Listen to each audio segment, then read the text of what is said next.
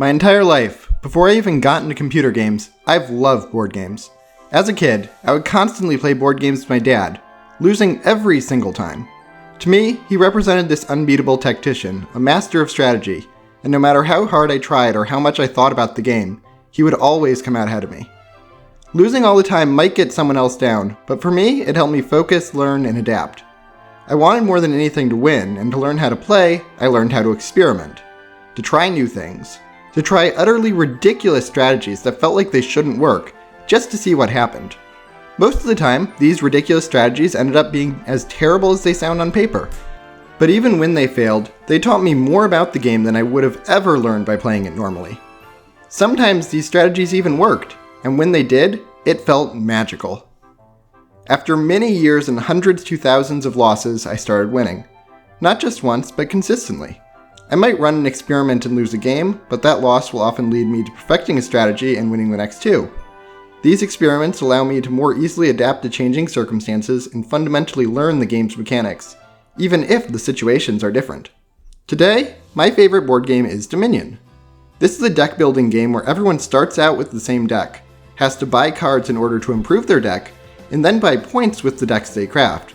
The genius of Dominion lies in a variable starting setup combined with ample player choice. Every turn, you can buy kingdom cards which have different beneficial effects on your deck. Dominion's base set has 25 different kingdom cards in it, but only 10 are available to purchase every game.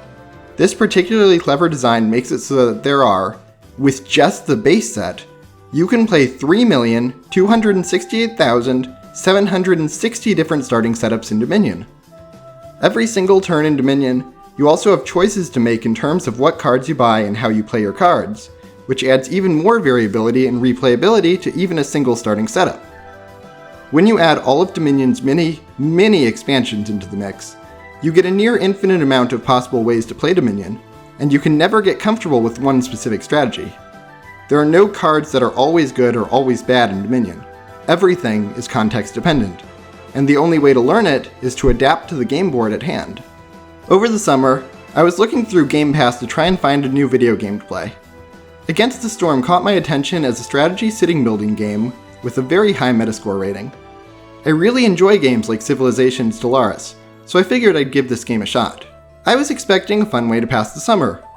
What I got was a genuine masterpiece. Against the Storm is one of the best games I have ever played. This game, similar to Dominion, perfects the art of giving the player constant, meaningful choices in a near infinite set of possible situations, while simultaneously making sure there's almost always a way to win. It perfects the early and middle parts of a traditional city builder, while just cutting out the endgame tedium of spamming next turn, making sure there's always something to do. This isn't a sponsored video. Nobody is paying me to say this.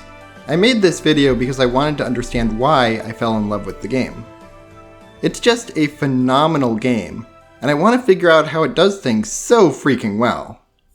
Against the Storm takes place in a post-apocalyptic world plagued by the Blightstorm. At its peak, the only safe place is a smoldering city, ruled by a mysterious queen. Between each Blightstorm cycle, she sends out viceroys to establish settlements in an attempt to hunt down and reseal away ancient evils scattered throughout the world. You play as one of these viceroys, so your goal is to establish a city, build it up, then leave to expand further into the wilderness. You don't need to worry about your city once it's established, so whether you've left it a thriving utopia or left behind a couple shacks held up by duct tape, it eventually becomes someone else's problem. For this video, I started a new profile, then recorded my first game on it. We are going to play this game together, and as we play, I want you to stop and notice just how many choices this game offers us.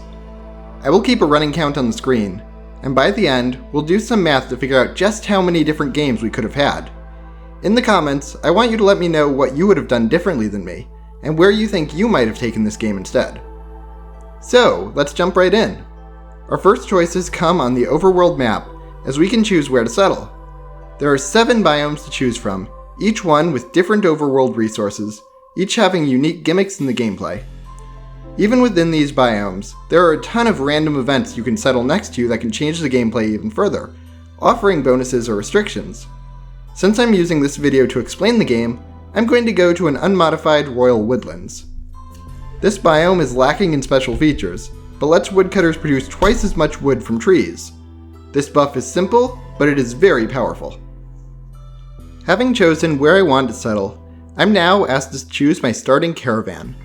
Every caravan has a set of base resources that you can improve over time by getting upgrades and completing challenges within your run, and a set of resources and villagers unique to each caravan. Every game, you get access to 3 of 6 possible species, each one with their own set of unique abilities and preferred luxury items. Like in Dominion, this means that even though we only have 6 different species to choose from, there are 6 times 5 times 4, or 120 different starting setups from species choice alone, and each species plays slightly differently in each biome. On this profile, I haven't unlocked harpies, foxes, or frogs, so our first game is always going to contain humans, beavers, and lizards. Of my caravan options, my second choice has more starting population and gives a little bit more starting food, so I go with that one. I still have 2 more choices before I can begin. The first is choosing the difficulty level. Yes, I'm spending time talking about this, because in Against the Storm, choosing your difficulty level is a puzzle. The further out you get from the city, the higher the game's minimum difficulty level becomes. Since I'm close to the city, I can choose any difficulty level from Settler, Pioneer, Veteran, or Viceroy. Choosing a higher difficulty level will make for a tougher playthrough, but will also give me more rewards. To close a seal, you need to collect a certain number of seal fragments over the course of your journey, increasing in number for further out seals. You can play on Settler difficulty the entire way to close the bronze seal, but later seals will require you to up the difficulty at times in order to get more rewards, to have enough fragments to close the rifts. Once I got to further out seals, I'd often find myself going on the hardest difficulty I've unlocked on regular maps, then decreasing the difficulty whenever I played games with negative modifiers. It's a balancing act trying to simultaneously get a lot of fragments while also getting the juicy rewards for beating these tougher regions. While there are only 4 difficulties to start, beating the game on Viceroy gives you access to Prestige difficulties, letting you unlock progressively tougher Prestige difficulties up until Prestige 20. The difficulty curve for this game is noticeable and scary, but also manageable. Out of 87 games on my main profile, I only failed 4 settlements on my quest to reach the Adamantium Seal, but there were several ridiculously close calls on the way. The Queen's Hand game mode is also legitimately destroying me right now, and is where the game gets really tough. Last, I need to choose my embarkation bonuses. Getting more upgrades in the Smoldering City or completing settlements in dangerous areas can give you more embarkation points to spend, but settling further away from the city takes away these points. I really like extra starting wood, so I choose that one, but I'm torn between starting with stone or taking a bit of extra food. In the end, I decide on the stone, hoping I use it to loot an early cache. Finally, we're done with setting up and can hit embark. Every year in Against the Storm is made up of 3 seasons: Drizzle, Clearance, and Storm. First is Drizzle season, where you can plant crops and gain a slight buff that changes from game to game. In this game, the Queen gets less impatient during Drizzle season. Over time, the Queen's impatience meter will steadily increase, and will jump up further whenever you lose citizens or take actions that anger her. You can also lower this bar by gaining reputation. This drizzle modifier isn't super impactful, it just gives me a little more time than I'd otherwise have to complete my settlement. The second phase, Clearance, is a mid-ground where you can harvest crops without any modifiers active. At the end of the year is the Storm, the most dangerous part of the year. Each storm will bring a variety of negative effects. Every storm drops global resolve by a certain amount, but eventually the forest will get more hostile and things start getting deadlier. In this game, once the forest reaches 4 hostility, my villagers will take massive resolve penalties and stop producing as many resources as normal. Once it reaches level 5 hostility, my villagers will start dying during the storm unless I protect them with services, which is terrifying. The early game is all about exploring the surroundings, getting a decent supply of building materials, and establishing a sustainable food source. My initial glade starts out with a decent supply of meat and a little clay, but that's not going to sustain me for long. I need to construct woodcutter camps and cut my way into more glades. But where should I go? Before I decide that, I look at my first set of blueprints I can choose from. Blueprints are essentially this game's version of a randomized tech tree. While we have some basic technologies available to build every game, we also start out with the ability to select 3 blueprints for structures that will allow us to create more advanced foods or materials. Then unlock more blueprints by leveling up our reputation. Each blueprint is another choice, we can take one of the three that's being offered to us. My first choice is between a forager's camp, a trapper's camp, and a small farm. While I already have the ability to build small harvesting camps to collect most resource spawns, large harvesting camps are required to collect large resource nodes that appear in dangerous or forbidden glades. Large harvesting camps also let you harvest resources faster, so getting a trapper's camp could help me collect the meat near my spawn point faster. The small farm is part of a subset of buildings that let you collect resources indefinitely from fertile soil, but I haven't uncovered any soil yet, so it wouldn't be immediately useful. Taking any of these is a bit of a gamble. They could all be incredibly useful down the line, but only if I find the resources they need to be useful. Instead of choosing, I punt on the problem for later, focusing on expanding. Instead of cutting through to a safe small glade, I take a risk, heading immediately for a dangerous glade. Dangerous glades have plenty of resources and powerful rewards in them, but they also contain dangerous events that can screw you over if you don't spend resources to deal with them quickly.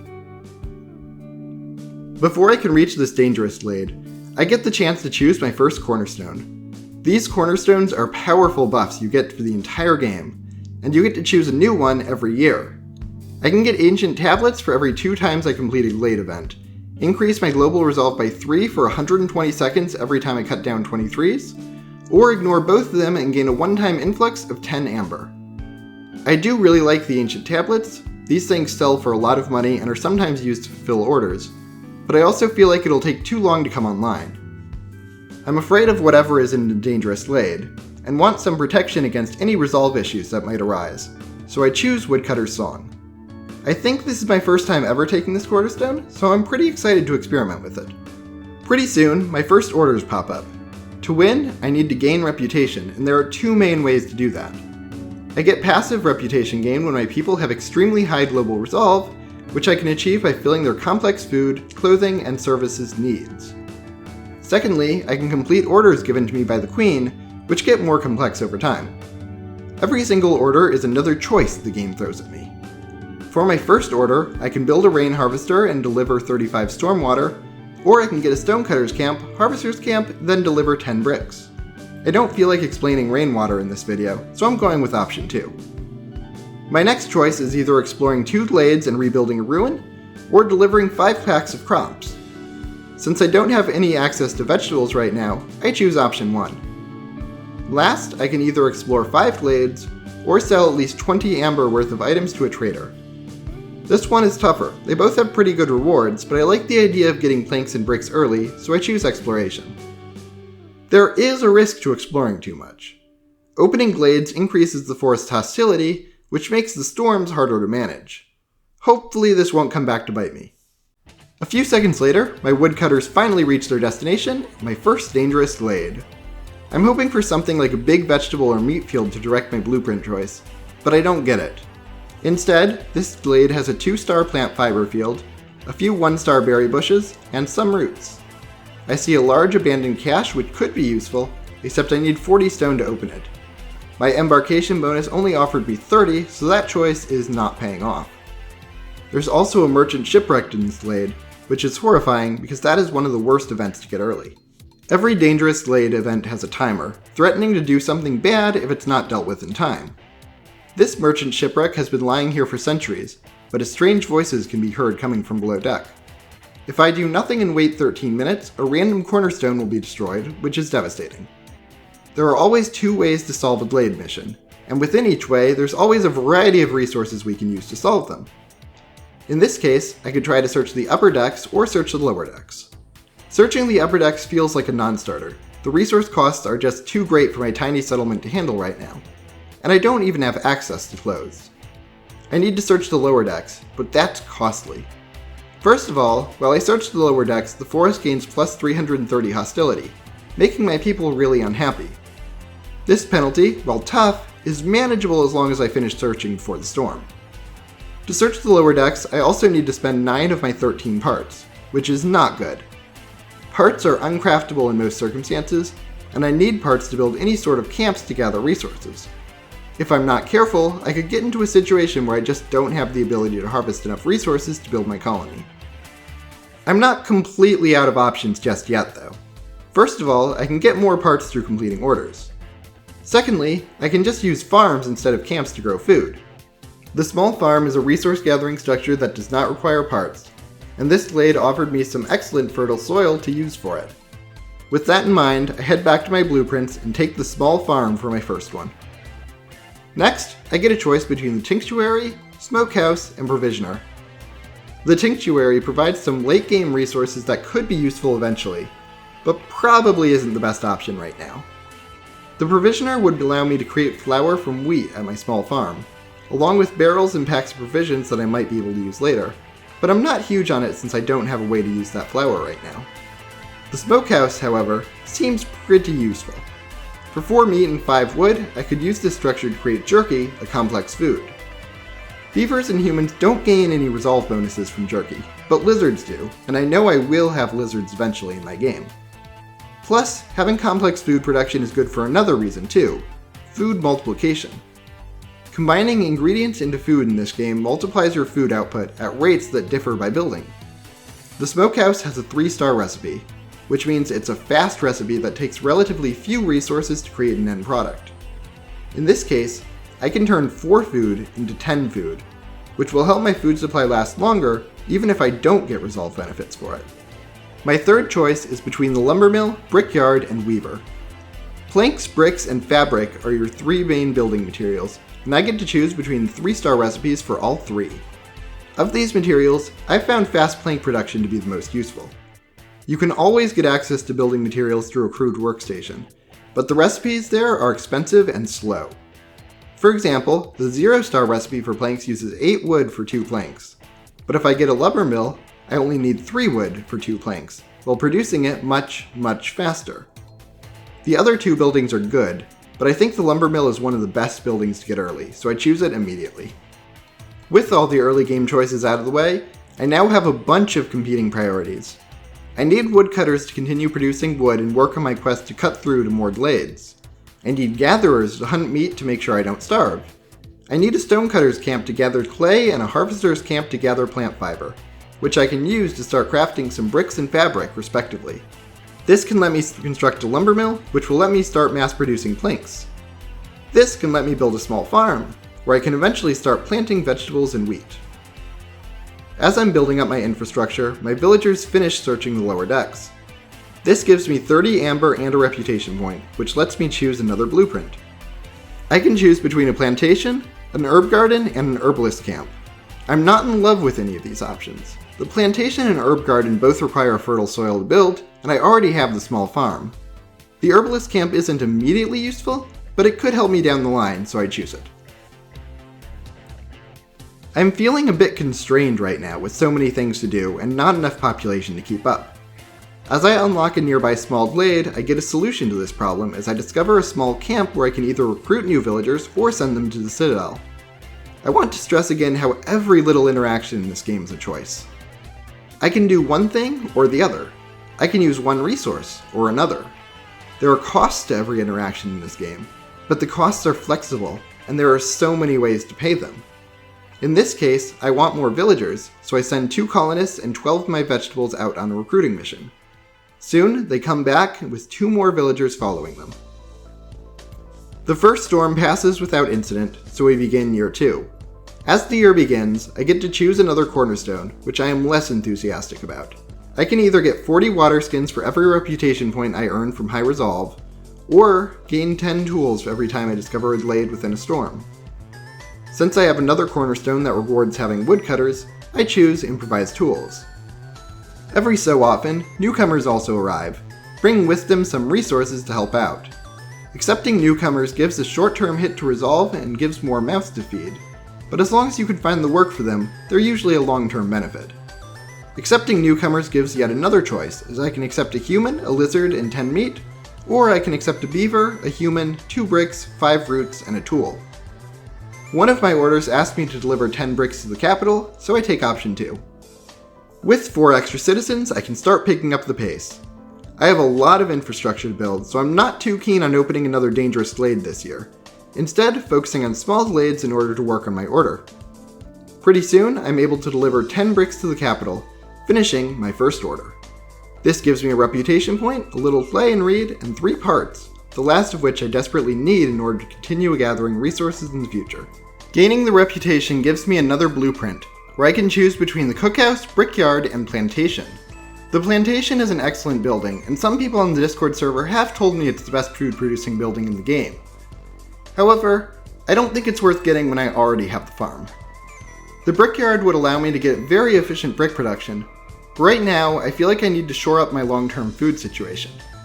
The cookhouse gives me access to skewers, biscuits, and porridge recipes. Porridge might be difficult with limited parts and me forgetting that rain collectors exist, but the other two are promising. Biscuits could be great if I find a way to turn wheat from my farms into flour. Skewers are also a big draw and should allow me to combine almost any ingredient I find later into cooked food. Right after taking the cookhouse, I get 2 more orders. I can either deliver 18 packs of crops to the capital for improved farm efficiency, or have 8 lizards and make them happy. I only have 1 lizard right now, and extra farm production will be super nice, so I immediately choose option 1. My next order, I can choose between delivering 65 roots, or exploring 2 glades within 120 seconds of one another. This one is also an easy choice. I have no roots right now, and I'm already in the process of chopping through 2 small glades for another order, so I quickly choose Into the Unknown. Almost immediately after I chose my orders, the first trader arrives. Every trader has a different set of preferred items that they'll generally have, and we can pay for these items with amber, which is basically this game's currency, or with plain and old bartering. Traders sell resources and perks, which are basically benefits that last the entire game. If you don't like the traders or don't have the resources to pay, you can also attack the trader and steal from them. This feels wrong to me and I've never done it, so I don't know what happens if you do it. I have heard that it is a very powerful option, so if you're desperate, well, the button is right there. We, however, are hardworking, honest survivors, so we will trade like reasonable, good people. There's nothing that she's selling that I feel a desperate need for, but I have 30 amber from the merchant shipwreck, and figure I should use it for something. I purchased some flour, a few bricks, some berries, and some eggs, but decided to keep a little bit of my money for a future trader. I don't really know what I want yet, so I'll figure it out later.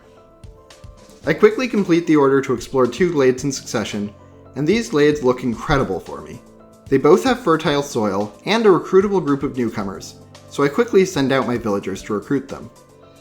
As a reward for my order, I get a reputation and another blueprint, this time choosing between the Weaver, Provisioner, and Clothier. All 3 are pretty tempting here. The Weaver would allow me to get more efficient fabric, create boots to raise my lizard's resolve, and get training gear, which can be used to open up abandoned caches on the map really efficiently. The Provisioner would allow me to turn wheat into flour, which could help me get sustainable biscuit production. The Clothier would let me get extremely efficient coat production, which provides clothing for my humans and beavers. All 3 are honestly great here, but the fact that I just got 2 more plots of fertile soil really sells me on the Provisioner. With 3 farms producing wheat, the Provisioner will give me enough flour to ensure I'll always have enough biscuits to eat. I always like making sure I have enough food, because things can get really bad really quickly whenever I start running out. Unfortunately, I am 2 berries short on recruiting one of the 2 small encampments. I quickly construct an herbalist's camp to get the last 2 berries, but it takes a bit longer than I would have liked, and I have to use my last parts on it. As I do this, my food supply starts to diminish alarmingly quickly. With a bunch of newcomers eating my food, spending food to attract newcomers, and food being transferred in from my food bank into ingredients, my food count gets a little low. To make things worse, the storm comes in, and my beavers and lizards start getting low on resolve. If any species resolve gets below 0 for a long time, my citizens will start leaving, 1 person at a time. While this looks bad for a second, I don't need to panic too much, at least not yet. The Queen reaches an impatience threshold, lowering hostility slightly, allowing me to unassign my woodcutters to lower hostility further. The force goes back to level 1 hostility, pushing my citizens back in the green zone. My food supply going down was also a bit of a mirage, because soon, the flour I bought from Sahilda gets turned into biscuits, giving me plenty of food for the next year. Pretty soon during the storm, the forest goes back up to hostility level 2, and my beavers start to get discontent. On prestige difficulties, where the storm lasts longer and the citizens leave faster, this might have been a problem. Here, it happens late enough that the storm ends before my beavers can make a bad decision, and year 3 can begin. To start the year, I get a few more newcomers, prioritizing getting more people over anything else. With a lot of people and my infrastructure established, I feel secure enough to go after another dangerous glade. This one has large dewberry bushes, which is perfect for my herbalist camp, and more fertile soil which I can use for a 4th farm. It also has another large abandoned cache, which I still can't access. It's actually crazy that I still haven't found a medium or small abandoned cache yet, or even any stone deposits. I've never used the embarkation bonus on extra stone and held onto it for this long. Normally I use it almost immediately. Discovering this glade also lets me finally complete my quest to explore 5 glades. I also find an abandoned weaver here, which I can either decide to salvage for some extra resources, or rebuild and take for myself. Repairing this will also let me complete another order that asks me to rebuild or salvage a ruin. All in all, this is a fantastic glade, and it gets even better. The dangerous event here is the Temple of the Sun, and I'm given a choice. I can either appease it by giving it an offering, or I can excavate it. I don't have the resources to excavate it, but I happen to gain exactly 30 incense from completing my previous order, which is perfect. I use it to appease the Temple of the Sun, then turn in my order. For my next blueprint, I can choose between a brewery, carpenter, or a clothier. The brewery could give me access to ale, which might be nice for the future, and also gives a better recipe for packs of crops, which could help me more efficiently fulfill an order. I need a tavern, a monastery, or a market to actually use ale though, so it's not as good as it could be. The carpenter would give me access to tools and luxury goods, which could help me send abandoned crates to the Citadel for reputation and gain high-priced items that can be sold to traders. The clothier would let me produce coats, which would give a nice resolve boost to humans and beavers.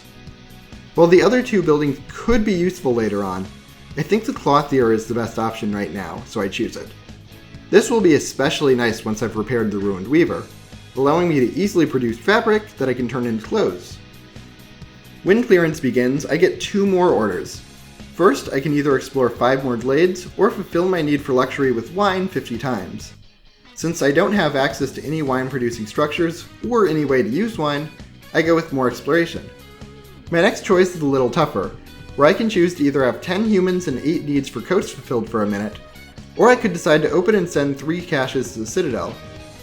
Both seem feasible, and both have pretty good rewards, but since I just got a weaver and a clothier, I choose the first option. This was a pretty lucky order, and I'm on track to get it fulfilled soon.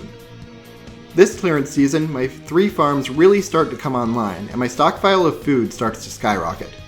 I turn in another order, which gives me another blueprint. I can get the tinctuary, which gives me access to dye, ale, and wine. None of this is particularly useful right now, but taking this building will seriously expand my options for future blueprints. I don't have any dire needs at the moment, so it's definitely worth considering. The rain mill could give a better flour option, while also giving 1-star recipe for scrolls and paste. This is the weakest of the bunch in my opinion. I'm not running particularly low on flour, I already have access to scrolls, and none of my species like eating paste, so it's not that useful for me. My third option is the bakery, which gives me access to pie and gives a better recipe for pottery. I choose this one because humans and lizards both gain resolve bonuses from eating pie, though I think you could make a very good argument that the tinctuary was the best option here. At this point, my production is getting a bit spread out, so I build another hearth to the north, gaining a bit of extra resolve, slightly lowering hostility, and giving people another place to rest. When the storm starts, my investment in complex food starts paying off, as this time, none of my species go in the red, and everyone is reasonably happy with my rule. The lizards are so happy that I even start to gain a little reputation from them. It's not much, but every little bit helps. As the storm ends and year 4 begins, I get access to my next cornerstone. I can choose between Rooty Ground, which increases wood production at the cost of increasing planting and harvesting time, or Deserted Caravans, which increases global production speed by 33%, at the cost of making traders arrive 50% slower. I don't want to make my farms worse, so I choose Deserted Caravans, which I think is more than worth the trade-off. When my newcomers arrive, I can either take 6 newcomers and 3 parts, or 3 newcomers and 18 fabric. This choice isn't as obvious as you might think, because there are legitimate reasons in this game to limit the amount of newcomers you take. Each citizen is an extra mouth to feed, and if you don't have the infrastructure to support newcomers, you might want to take a lower amount or even not take them at all. In this case though, I'm feeling pretty good about job opportunities in this town, and getting 3 extra parts is fantastic since I'm limited on that front. Taking more citizens is an easy decision this time, but I've definitely had games where I'd take fewer citizens. With these extra parts, I can build small warehouses closer to production buildings. To use anything produced in a building, workers need to physically carry the object from the building to a warehouse, and they can normally only carry 5 objects at a time. Building small warehouses close to production or gathering hubs drastically increases a worker's output. These small warehouses are pretty cheap, and I wanted to build them earlier, but they cost 1 part each. Until my recent influx of parts, I just couldn't afford them. All warehouses are psychically linked, so you never need to take things from one warehouse to another, which makes small warehouses incredibly useful at improving efficiency in this game. With my food situation becoming stable, I start to work on the Crown's orders for packs of crops. I also turn in my order proving I have suitably dressed human villagers, which gives me extra fabric production, 3 humans, and 5 more parts. Fulfilling this order does not give me an extra blueprint, as the later blueprints are more spread out and I need more reputation to get one. As I'm exploring more glades, I find a small encampment with 2 more villagers, welcoming even more newcomers to my village. Pretty soon, I get to pick a new order. I can choose to complete 2 glade events using empathy decisions, or I can have 30 farm fields and deliver 25 packs of crops. Sometimes when resolving glade events, some decisions are labeled using empathy, loyalty, or corruption. These tags don't do anything substantial, but can be used to fulfill orders like this one.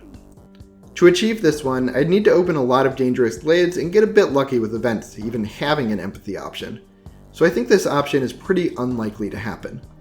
For option 2, delivering 25 packs of crops will be a pain, but it's definitely feasible, and I already have 30 farm fields, so this seems like the better choice.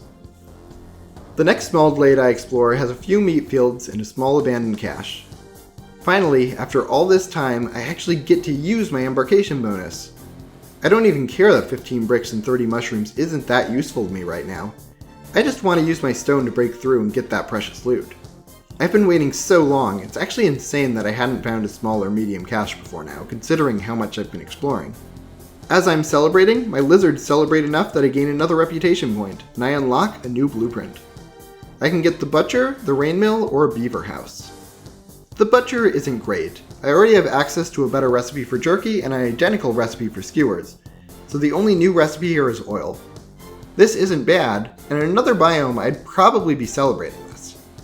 In Against the Storm, you constantly need to be keeping your hearth lit, and to do that, you need a constant source of fuel. Wood is an inefficient basic fuel, while oil, coal, and sea marrow are much more efficient sources of fuel. In this game, I've managed to keep my hearth lit by having plenty of woodcutters, while also using the lumber mill as a super efficient source of planks. In the Royal Woodlands, where wood yields are doubled, this has been enough to keep my hearth lit without too many issues, but in other biomes, this strategy probably would have run into problems. Having access to oil would relieve pressure on my woodcutters to keep the fire going, but I don't think I need it this game, especially considering my cornerstones that reward cutting down trees. The rain mill, as I mentioned before, isn't particularly good for me either, which leaves the beaver house. In Against the Storm, it's bad to leave your citizens homeless, but if you get the right blueprints, you can also build fancy homes for them for additional resolve. A basic shelter costs 10 wood and houses 3 citizens. In comparison, a beaver house is extremely expensive, costing 8 planks and only housing 2 beavers. Normally, I don't like the beaver houses, but since I am in the Royal Woodlands and I have a lumber mill, I have extremely efficient link production. I can afford them, and extra resolve is always a good thing, so I take the beaver house. Things really feel like they're starting to come together, but I get humbled when the storm hits. The forest is really upset that I did so much exploring and took in so many people, so I've reached hostility level 5. I quickly take citizens off woodcutting to slightly quell the forest's anger, but I'm still at 4 hostility, and my beavers hit negative resolve. To quell their anger a bit, I favor them, giving beavers plus 5 resolve at the expense of my resolve for humans and lizards. This isn't enough, but thankfully, the storm is very short in this difficulty, and the storm ends before any beavers decide to leave. I find another small abandoned cache in a new glade and decide to send it to the Citadel for a bit of reputation and amber. As year 5 begins, I get to choose a new cornerstone. I can either gain dye for producing insects, or gain a flat 3 grain per minute. Since I don't have any insect production, I just go for the grain delivery line. It's not a game-changing cornerstone, but it's nice to have. Another group of newcomers arrive, and I decide to take 4 lizards and 1 beaver. I also deliver my 18 packs of crops to the capital, which improves the efficiency of my farms. I still need to reach 2 more glades for an order, so I figure it's a good time to cut through to another dangerous glade. I have plenty of resources now, so I'm less scared of the negative events. Before that though, I reach an incredible small glade with sea marrow, mushrooms, and a wandering trader. Sea marrow is, in my opinion, the best resource in the game, because it has incredibly good secondary yields, can be used for fuel, and also can be used to open up abandoned caches. I immediately start mining in hopes of opening some of the large abandoned caches I found early in the game, which contain a ton of helpful resources. Finding a trader is also super nice, since I have 3 expensive ancient tablets to barter with. I use these tablets to purchase some stone, meat, and roots, immediately using the stone to open up one of the large caches.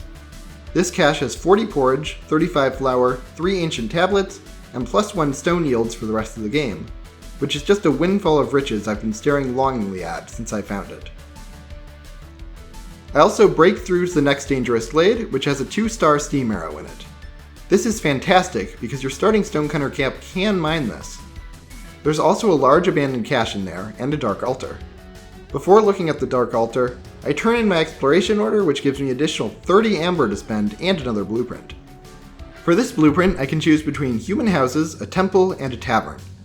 The temple and tavern are service buildings, which are essentially expensive endgame luxury buildings that dramatically boost resolve if you can get them going. The temple has a passive effect that boosts resolve based on the amount of resources you sacrifice at the heart of this game.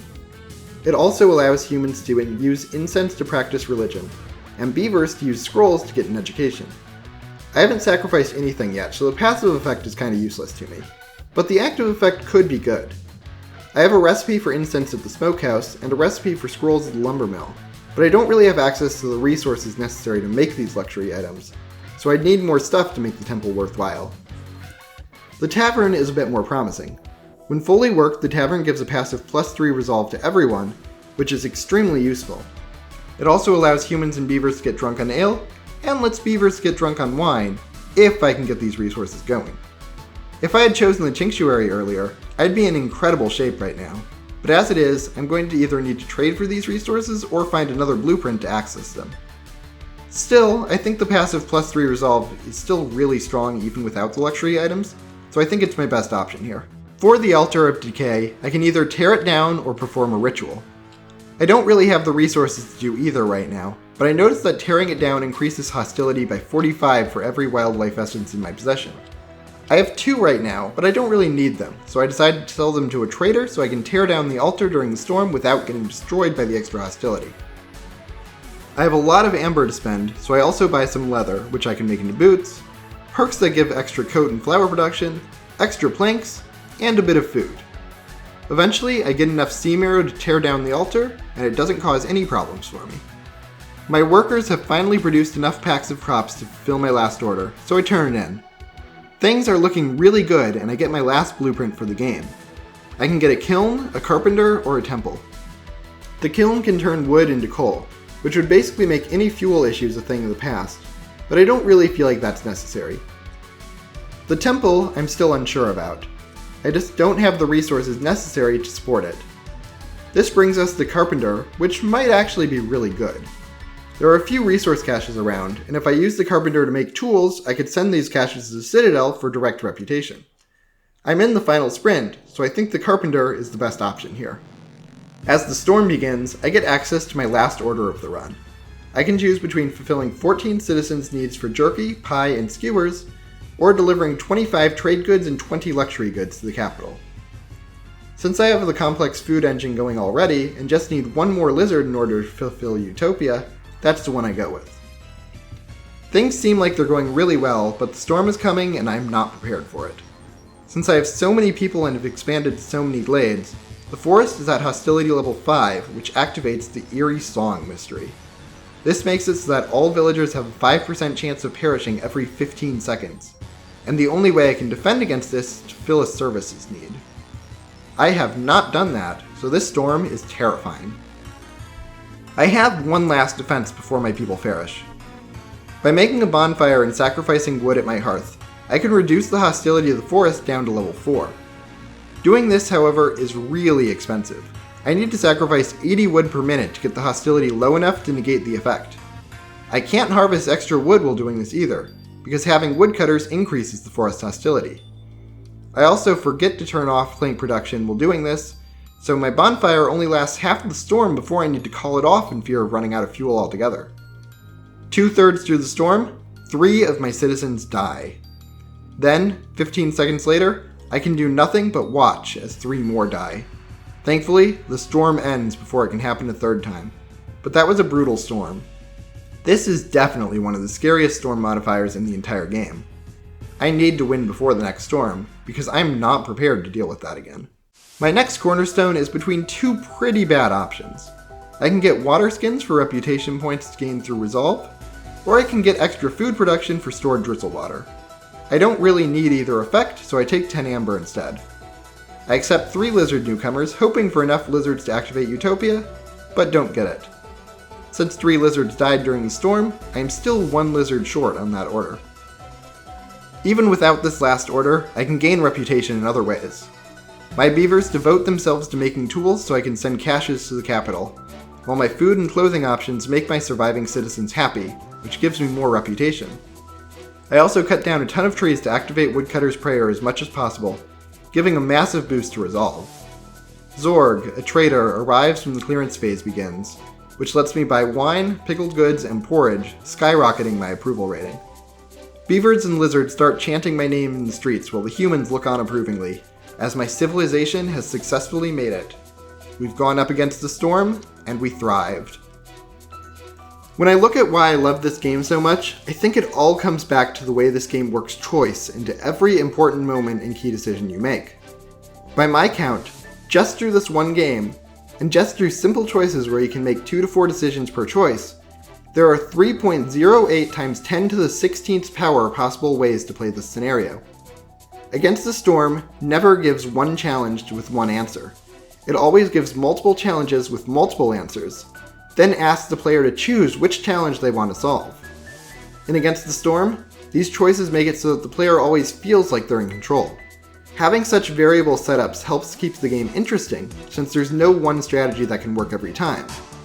While this could run the risk of the game becoming extremely luck-based, it's this game's flexibility and choice that keeps it fair. There's always a way through in Against the Storm, and it is so much fun trying to figure out how to get there. I head back to the city, buy some upgrades, then talk to my Aunt Lori. The upgrade tree in this game is very well paced, giving you meaningful and impactful upgrades that never feel overpowered, letting you play the game in new ways while tackling harder difficulties. You can unlock trade routes, which lets you get a ton of amber and approach the game completely differently. Rainpunk technology can be a tool that can help you speed up your production, but it can also unleash terrifying blight rot in your settlement. Most of the time, the blight rot is not that bad, but the moment you get complacent about it, it will destroy everything and ruin your day. There are different biomes that can change how you approach the game, different resources I never even encountered in this example, and different species that have entirely different needs and skills than the ones you saw here. I would say more, but as the game so elegantly puts it, I think this game is best experienced rather than taught. Just try new things and venture into uncharted territory. It's worth it. I hope you have as much fun as I did, and I'll see you all next time. And as we play, I want you to stop and notice just... Celestia, I can't do this with you. I can't. You don't understand. And you're fine with it, but I can't. Each one with their own unique... Celestia! No, she just walked over my computer. Not working.